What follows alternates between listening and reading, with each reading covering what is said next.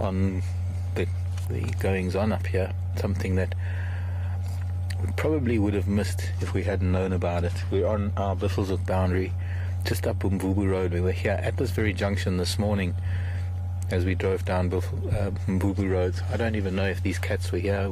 They might have been and we might have missed them. But what's absolutely amazing is that, for one thing, we've got that one leopard in the gardenia in the background. There's evidently a kill up there. Lying on the ground underneath the tree are two hyenas just waiting for their chance at any scraps that might be falling, and also, I suppose, to terrorize the cats a little bit. And here in the foreground, in his usual moody self, is a very special leopard that we know is Kunyuma. So I don't know who it is who's in the tree, and that is going to be a little bit of a mystery this afternoon, to try and get an idea of who that could be, because it could be his brother, it could be his father, it could be his mother. It's not likely going to be another unrelated leopard. But having said that, this is nature. There are no rules out here. There is no way of knowing whether an unknown leopard could be in the same place. The fact is, he seems to be panting. I haven't had a chance to see whether he's full or not, whether he's been feeding. But what would be very interesting would be if it is his brother and how the two of them have been behaving. Of course, we're not really going to know that. The only way we're going to find out is to be here and to watch what might transpire. Unfortunately for us, however, we're on our northern boundary, so where this leopard is lying and where the hyena are lying and where the gardenia tree is just off of our boundary, and sadly is not accessible to us. So the best we can do about the leopard in the tree is sitting here on the boundary and trying to zoom in as best as we can. But Kunyuma sitting here close to the boundary, at least we can get fairly close to him. He was snarling at vehicles when we arrived here. He actually got up and moved slightly because he got a little bit upset with the vehicles. He is just like that. That is his nature. He hasn't calmed down at all. It's taken him a long time, or it will take him a long time, I guess. But generally, he's just not a happy cat when the vehicles get too close to him. Fortunately, he's not snarling at us. I have kept my distance.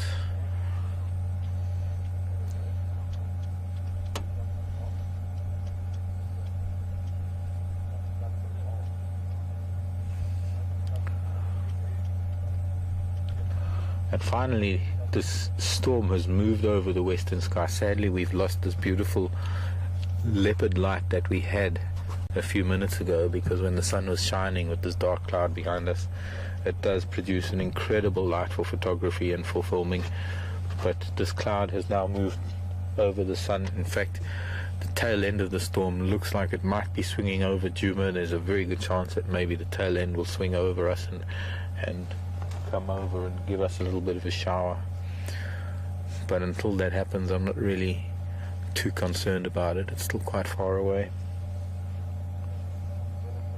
Haven't heard much more in the way of thunder.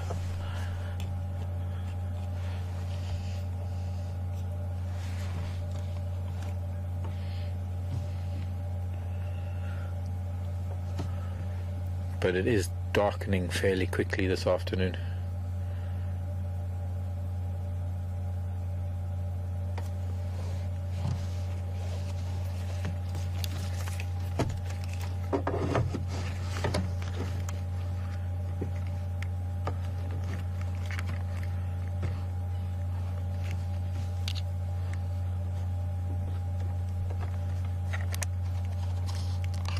But this is super exciting, trying to get some idea of who the other cat could be, and also how the two are behaving towards each other. I'm just going to speak to one of the landowners shortly. Excuse me for chatting over the mic. Hello, Johan. Very good, and you? Who's that in the tree? Well, I heard Fix is saying that's quarantine. Okay. Yeah. So the boys are together. So my lions, my leopard, sorry. Yeah. So this is brother. So the brothers are together again. Yeah. What's good news? Yeah. Would be interesting to know how they're behaving towards each other. Yes. But I would imagine with a kill in the tree, there's a little bit of yes. We were just talking about that. I'm sure that quarantine will not just allow No. him to... No. But it's possible that he'll finish, come down, and let him go up afterwards. Because we used to watch that with Mission and Duna. Okay. When they were on the kill, they were aggressive towards each other. But if the one had finished and had enough, didn't really care if the other one. Okay. The other one. Yeah. But it's interesting because the first time we saw them together in a long time was only a few nights ago here at Gowrie Dam. But they weren't really, one was following the other more than anything else, and there wasn't any major effort for contact. Okay. But interesting, 2.5 years old, they're in the same place.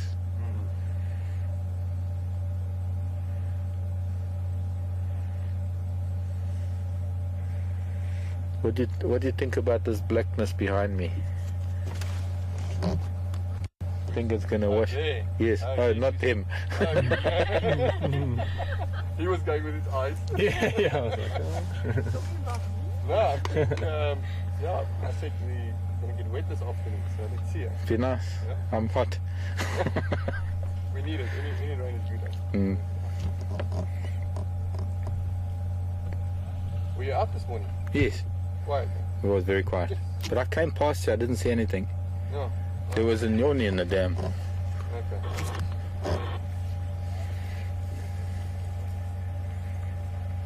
Now the visual there is also not very good. It's Mala, so it's got a big ram. Okay, well they're going to be catching the rams now because of the rut. They're so distracted. They're not focused at the moment. Well, they are, but just on other things.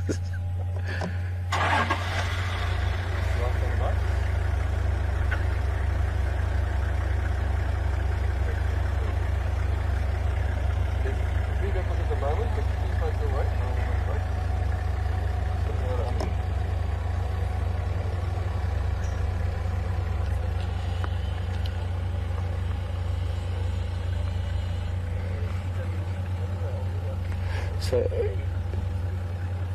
pardon for that banter with Johan. Johan is one of the landowners at Buffelshoek, and it's nice to maintain relations, especially he's got his family with them, and really one of the great people of this northern part of the Sabi Sand, one of the landowners, and nice to chat because we don't get to see them very often. They come down, I suppose, mostly... Go ahead, Tex. Sorry, go again? No, it's fine there, Tex. And nice to just share some information. So he's telling me that he thinks it's quarantine that's up the tree, which is very interesting because just recently we managed to see the two together. They haven't been seen on camera together since we started our drives in November. As far as I'm aware, I think the last time they were seen on camera was on our Kunyuma waterhole cam back in, I think, June or July last year. So it's been quite a while since they have been in the same place. We've seen Karula fairly close to both of them, but not making contact. And while I don't know how these two are behaving towards each other, it's quite clear that he isn't making any attempt at going to the tree, but there are other reasons for that. One of the other reasons for that is also because there are hyena there. He's probably trying to avoid the hyena.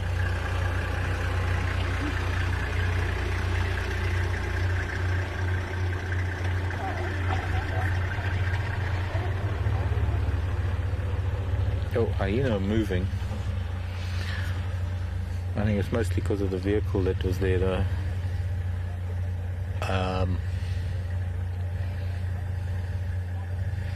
Hyena hanging around because they're hoping for some scraps to fall. It is not a very good tree to have a kill. It's a gardenia. It's got very tight branches. It's probably very tight in there. It can't be very comfortable for the leopards in the tree when they're trying to feed. So it's a probably an emergency tree. Instead of finding a tree to hoist a kill that is a convenient tree where feeding and where there's space to be able to maneuver, it's possible that when the kill was made that it was the closest tree because hyena were close by and they had no choice but there was no choice but to take it into the nearest tree, which turned out to be that lovely big gardenia. Interestingly, from what I heard from Johan, is that it is an impala ram, and it's something that we find quite a lot coming into the impala rutting season. The rams get so preoccupied with the rut that they don't notice the danger so easily. So to a large extent they can run around chasing each other, and they can run right into a leopard. And I've actually seen it and with cheetah, where they just jump up and actually just grab this impala running by. They don't even have to stalk and go into the hunt. Just somehow the impala just, but as I say, preoccupied with the rut, with chasing other rams and herding females and mating, and it just turns out to be easy prey.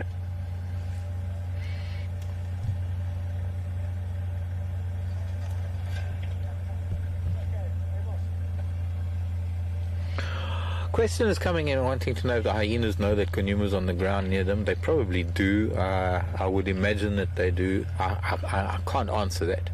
They haven't glanced at him. He has full view of them. His ears are a little bit flat, showing a little bit of displeasure. It's probably a little bit of both the vehicles and the fact that the hyena around. He's not going to approach them. There is no need for them to even bother to come here, because they are hoping to get scraps from the kill. There's no need for them to chase him. It's wasted energy. It's opening up the chances for a confrontation, and a confrontation leads to injury, and injury leads to complications in hunting and feeding and all those sorts of things. So unless it's sort of a life and death thing, there's not really going to be much of a confrontation. I'm going to monitor it as much as we're sitting here. I'm going to be able to monitor it. I mean, we're looking here. He's looking at the hyena. They're sniffing around. There.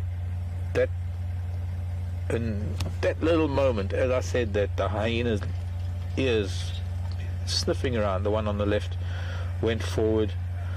I think it made contact with the leopard, and looking again in this direction, but clearly unconcerned, because the leopard is far enough away, and it's far more important for the hyena to be waiting under the tree. If the leopard is feeding, there's a very good chance that something is going to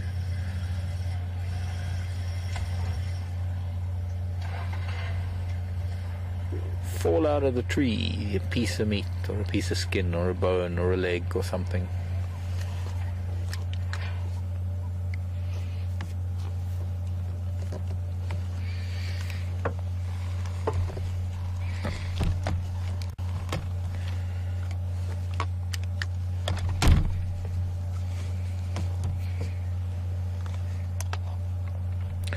Gail sent a tweet, wants to know do we know whose kill this is? No, Gail, there's absolutely no way of knowing whose kill this is. This was found this afternoon already, that the kill had been made. I wouldn't even begin to speculate. I do know that there's a very good chance that I drove right past them this morning, and we came up Buffels of Cutline and we turned down on Vubu Road. I even stopped a little bit further up on Buffels of Cutline because I thought I saw an elephant, and it turned out to be a log that looked like an elephant at the dam. And because it wasn't really visible from the road and I couldn't drive in there, I noticed that it was a log, and then we moved on. And strangely enough, I would have been looking just to the left of to what is now the other side of this gardenia that we're looking at right now, which is just below the dam wall of Tambuti Dam. And maybe because I was concentrating on that log, I didn't look at the tree, but I think even from that angle there's a wattle on the one side of it and a buffalo thorn. I wouldn't have seen it. But also it just didn't work out that I saw any leopards here. It was one of those things. And since nobody found it, and it was only found this afternoon in the current state, with one leopard on the ground, one leopard in the tree, and two hyenas there's absolutely no way of knowing what transpired. There's no way of knowing who did what, and whether they've even acknowledged each other, whether one has fed and the other one hasn't. It's not something, there are no forensics that can tell those stories.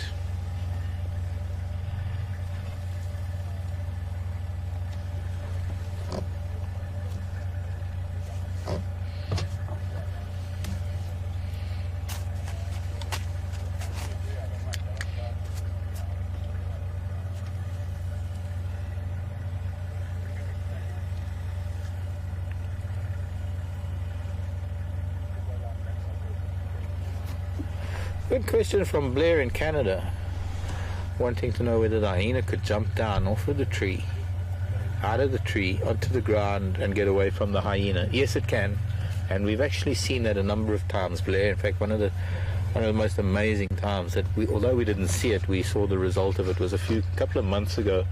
Shadow, who's also one of Karula's cubs, in fact her first litter, and her cub were treed. Well, the cub was treed by hyena on a kill on Arathusa, and it had been up there for 2 or 3 days.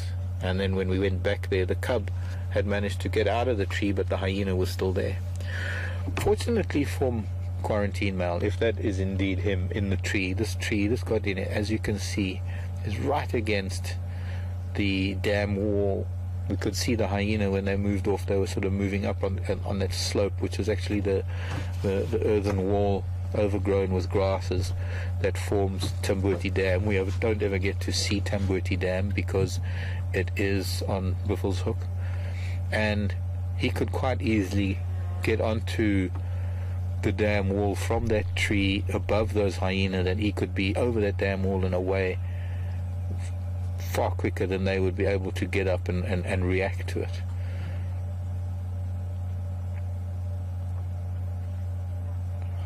I don't know whether leopards would intentionally drop items to sort of preoccupy the hyenas so that they can get away. It's possible. I wouldn't put it past them. They are cats after all.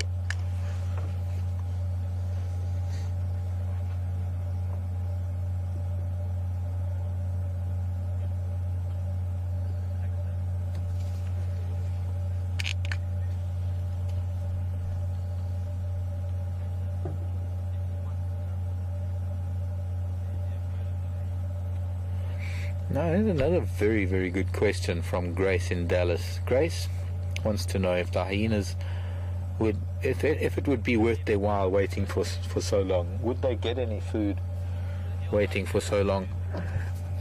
Probably not worthwhile in terms of the amount that they're likely to get. Grace, you know, there's opportunism and there's patience, and even if it's a little scrap here and there's nothing better for a hyena to do on an afternoon like this. It's been quite hot. They could be lying in the mud without a leopard in a tree above them and without the possibility of anything falling out of the tree, and then come nightfall they might have other opportunities. So yes, I suppose from a point of view they might get a scrap. It's certainly not going to do them any good energy wise or sustenance wise. It's merely scraps, and it's, I suppose, to a large extent, it's for them their presence. It's their presence that they want to show, that their determination and their presence to keep the leopards on their toes.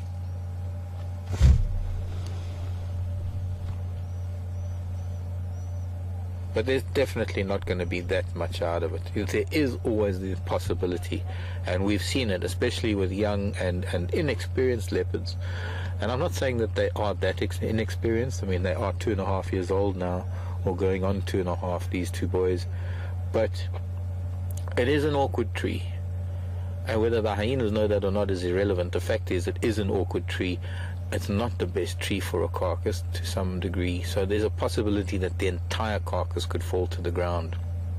And hyena just have this unfailing ability to be able to pick up a carcass, no big, pick it up and run with it. They have that physiology, that the body, the design of the longer front legs, the short back legs, very strong neck muscles and very heavy shoulders to be able to lift something up off of the ground, very strong jaws to hold it and to be able to run with it.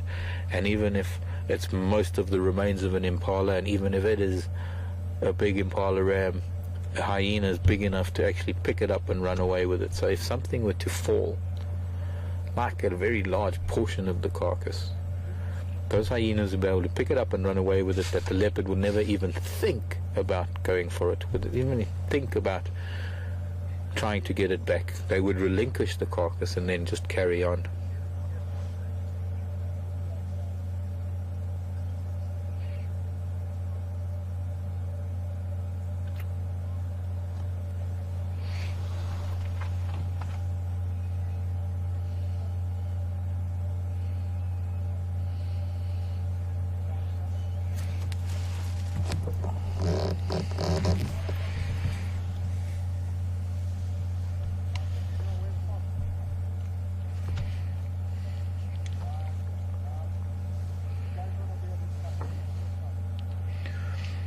I'm going to need to be moving away so that other vehicles can view this. I'm not going to go very far. I want to go back up to quarantine for you because I want to show you something there before we close down this evening. And so we're going to cross over to Stefan and we're going to carry on with him on foot for a little while.